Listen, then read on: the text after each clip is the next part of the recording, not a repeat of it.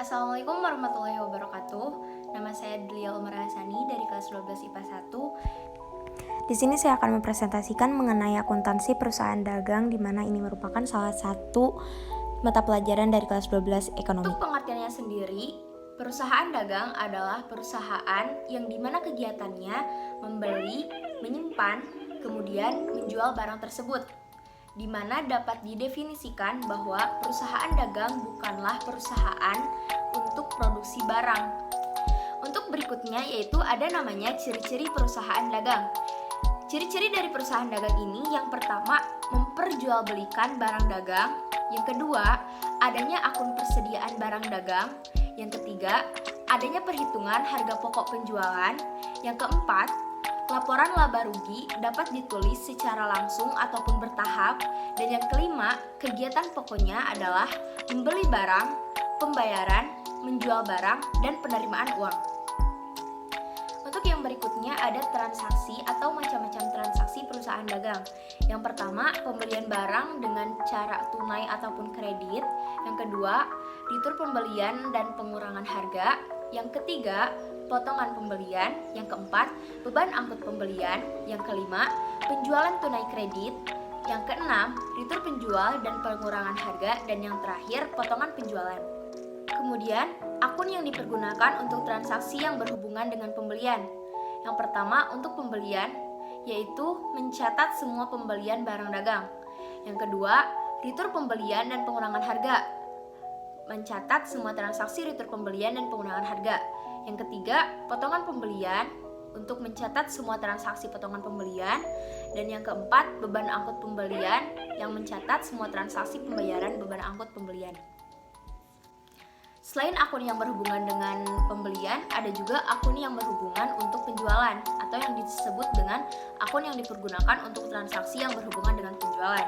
Yang pertama ada penjualan, yaitu untuk mencatat semua transaksi penjualan barang dagang. Yang kedua ada retur penjualan dan pengurangan harga, yang mencatat semua transaksi untuk penjualan dan pengurangan harga. Yang ketiga ada potongan penjualan, yang mencatat semua transaksi potongan penjualan.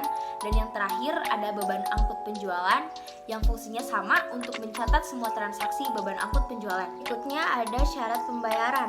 Yang pertama ada 3/10 atau N/30, artinya pembayaran dilakukan dalam waktu 10 hari sejak tanggal jual beli, diberikan potongan harga 3%.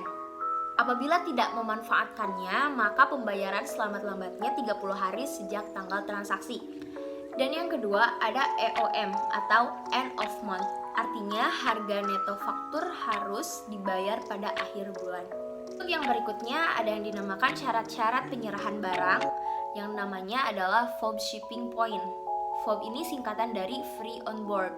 Syarat ini menyatakan bahwa semua beban dan tanggung jawab atas barang sudah beralih pada pembeli sejak barang itu keluar dari gudang penjual. Semua resiko atas barang tersebut menjadi tanggung jawab pembeli. Atau dengan kata lain, apabila pembeli sudah menerima barang tersebut, penjual sudah lepas tangan, yang artinya jika ada kerusakan atau apapun itu, penjual sudah tidak bertanggung jawab dan sepenuhnya adalah tanggung jawab oleh pembeli. Kemudian untuk syarat-syarat penyerahan barang yang kedua yaitu ada FOB destination point, yaitu cost and freight, di mana tanggung jawab atas barang terimakan di gudang pembeli sehingga penjual harus menanggung beban angkut barang serta risiko sampai barang tersebut di tangan pembeli atau tempat yang disetujui bersama. Berikut ada beberapa contoh transaksi pembelian barang dengan kredit ataupun tunai dan juga yang lainnya. Untuk contoh pertama ini untuk pembelian barang dengan kredit. Kemudian di sini ada pembelian barang dengan tunai.